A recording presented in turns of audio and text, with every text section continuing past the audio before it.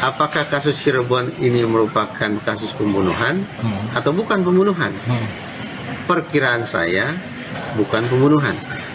Jadi kematian tidak wajar yang disimpulkan oleh dokter forensik adalah kematian tidak wajar akibat kecelakaan.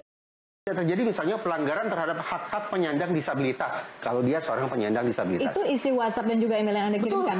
Nah, itu kan berarti saya bertanya sekaligus memberikan pandangan konstruktif bahwa perlakuan hukum semestinya berbeda terhadap orang yang diduga memiliki masalah disabilitas tertentu. Misalnya disabilitas mental. Itu poin pertama. Terlihat sosok Pitra Romadoni yang biasa membela Ibtu Rudiana dan Aep terpantau beralih profesi menjadi tukang somai. Halo, selamat datang kembali di channel Dani TV. Terima kasih buat kalian yang sudah klik video ini. Seperti biasa ya, masih di kasus Vina.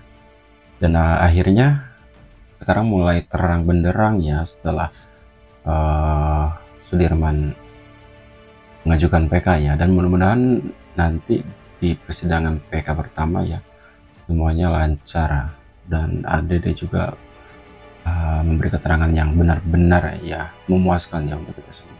Dan jangan sampai kasus ini redup ya, karena akhir-akhir ini jarang sekali ya lihat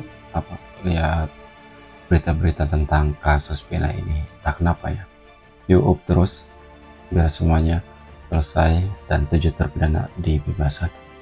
Oke, buat kalian yang belum subscribe dulu channelnya dan jangan lupa aktifkan lonceng notifikasinya biar tidak ketinggalan update video terbaru dari channel ini. Oke guys, kita ke video pertama dan di sini ada Bang Reza Indragiri ya, kasus Vina dan Eki real kecelakaan dan bukan pembunuhan. Oke, kita langsung klik videonya. Oleh tim kuasa hukum para terpidana, tapi saya mengajukan syarat. Tolong kirimkan ke saya beberapa contoh saja, beberapa contoh persoalan atau pertanyaan yang akan mereka ajukan nanti. Tujuannya apa? Supaya saya bisa menakar apakah kehadiran saya sebagai ahli di persidangan relevan atau tidak relevan. Kalau ternyata pertanyaan atau persoalan yang diajukan ke saya tidak relevan, maka jelas tidak ada gunanya, tidak ada manfaatnya, tidak ada kepentingannya menghadirkan saya sebagai ahli di persidangan. Tapi sebaliknya, kalau pertanyaan atau persoalan itu relevan dengan disiplin psikologi forensik, maka insya Allah saya akan hadir. Bang, terakhir Bang, kasus Vina ini menurut Abang kasus kecelakaan atau pembunuhan Bang? Sejak awal saya bertanya-tanya, apakah kasus Cirebon ini merupakan kasus pembunuhan atau bukan pembunuhan? Perkiraan saya bukan pembunuhan.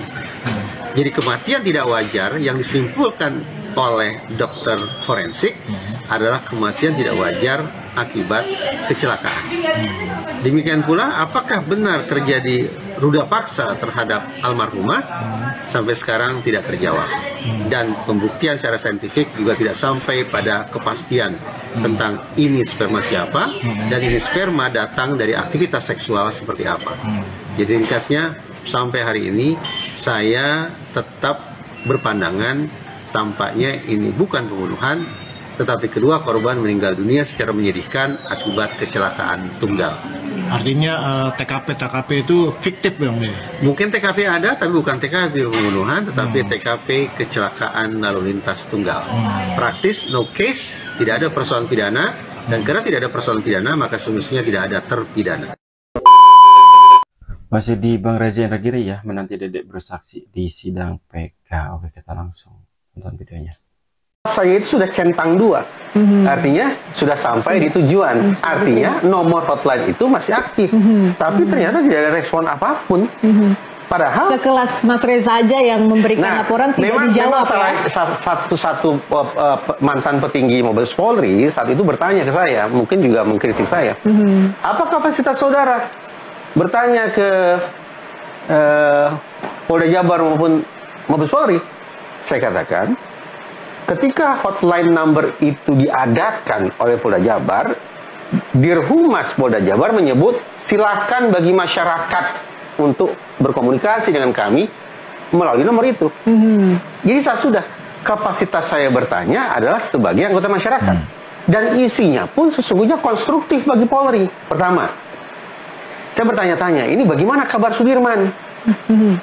Ada kabar bahwa Sudirman ini memiliki kondisi mental yang berbeda dengan orang kebanyakan.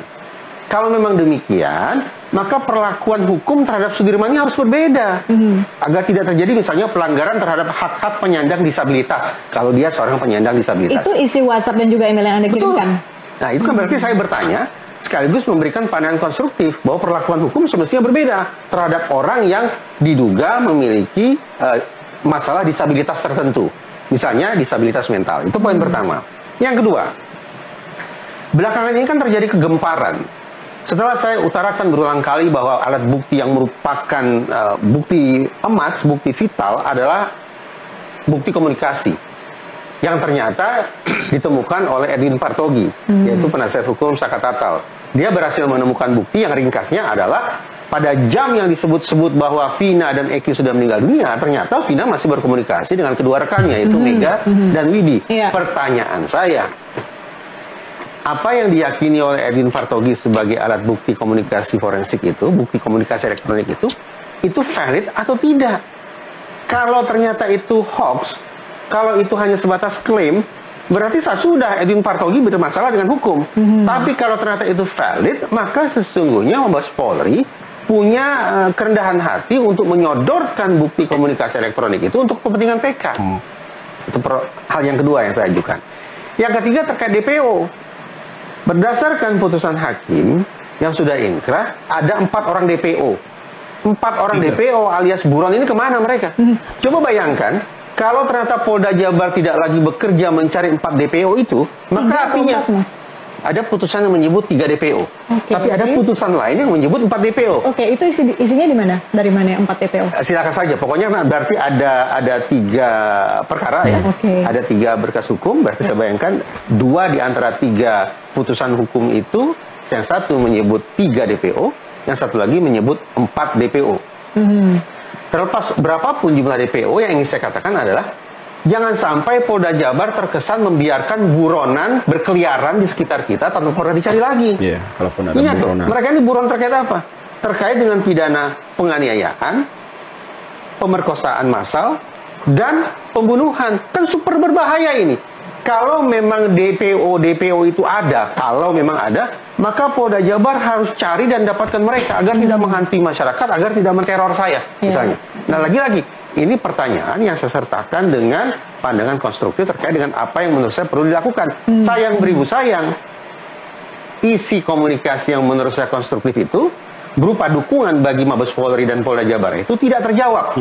Padahal, sekali lagi, Kapolri sendiri yang mengatakan peristiwa Cirebon harus diungkap secara tuntas dan transparan. Seperti itulah ya.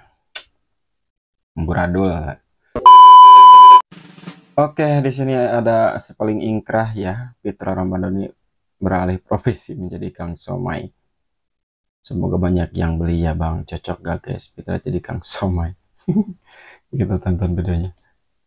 Setelah lama tak terlihat dan tak terdengar suara gugukannya, hari ini terlihat sosok Pitra Romadhoni yang biasa membela Ibtu Rudiana dan Aep terpantau beralih profesi menjadi tukang somai. Buat teman-teman yang mau ke Ancol, silakan bisa mampir dulu di Somai Bung Pitra, karena beliau biasa mangkal di pinggiran jalan pintu masuk Ancol. Berapa porsinya Pak? 15.000. Ya udah, saya jangan pakai pare pahit. Salah hidup saya udah pahit. Oke guys, seperti itu ya perkembangan kasus Vina. Dan mudah-mudahan kasus ini segera selesai dan 7 terpidana mudah-mudahan segera bebas ya. Dan nanti di sidang PK mudah-mudahan dilancarkan semuanya ya.